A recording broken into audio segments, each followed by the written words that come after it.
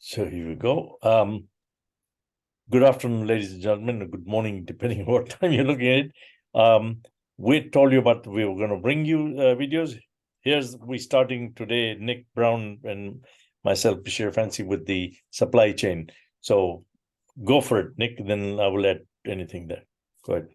Yeah, well, thank you. One of the most interesting things that's happened because of COVID, especially, is that the global supply chains got interrupted, and in particular from China.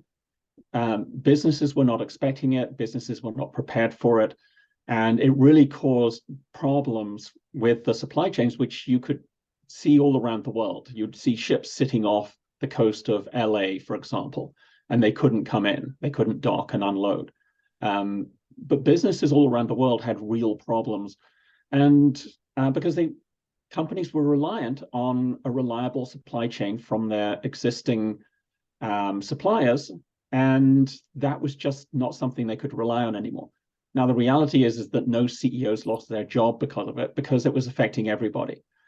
But they are expected to not fall into that again, and that's how it's changing.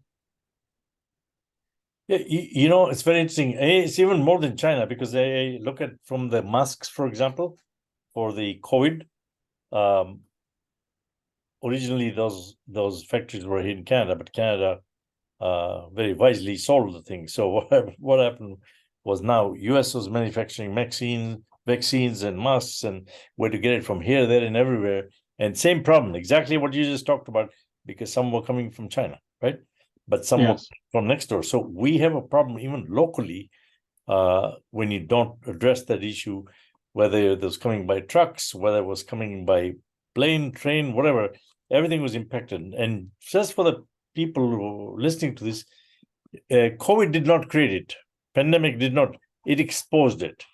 And that is very important to know that you guys were getting away with it, or we were getting away with it, and now we have a problem.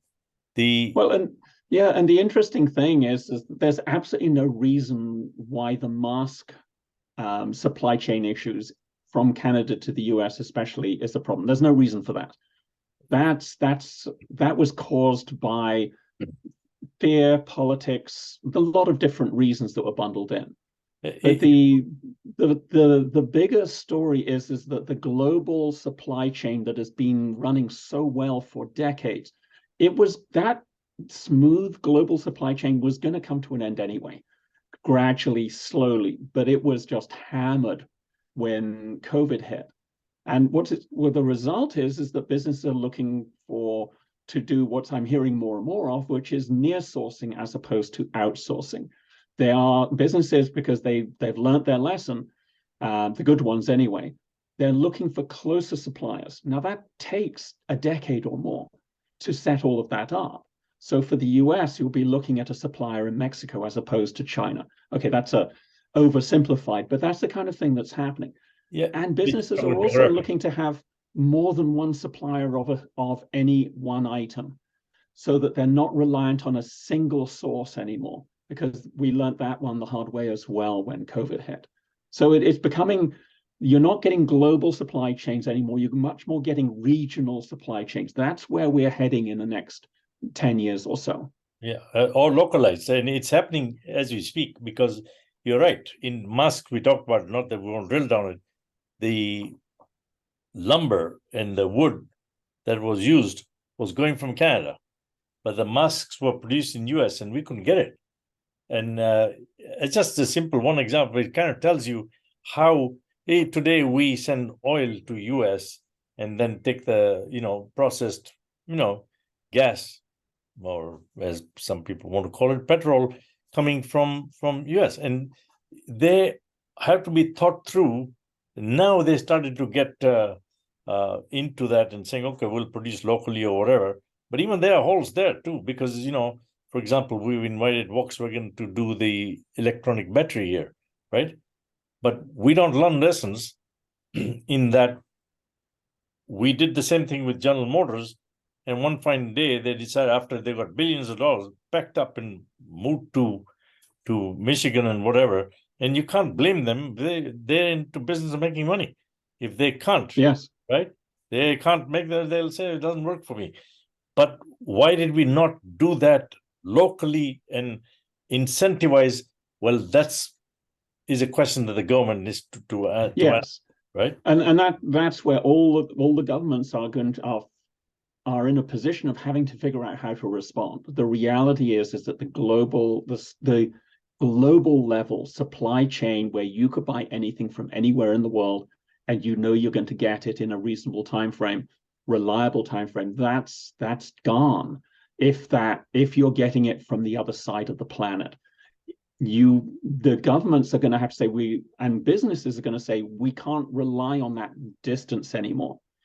We need to be having near sourcing. It needs to be closer. And so governments have to adapt and businesses have to adapt. And also the payment rails are going to have to adapt to it as well. It's going to become a very different world that we're moving into. Absolutely. And the only last thing, I think you covered it all, is what I would add, that there is no knowledge transfer happening. So that effectively, even if we want to do it locally, where's the knowledge? The experience is done somewhere else. So you don't have that. It might take a decade for that to be running smoothly, but it's starting, and that's the important thing. It's starting. It is definitely starting. We're seeing that, and we'll cover it in the next episode where we drill down on payments at the high level again, and then we'll drill down even further. I think we've parked the issue now, and we need to drill down further, which we will do in not 5-6 minute video, but longer one. Yes.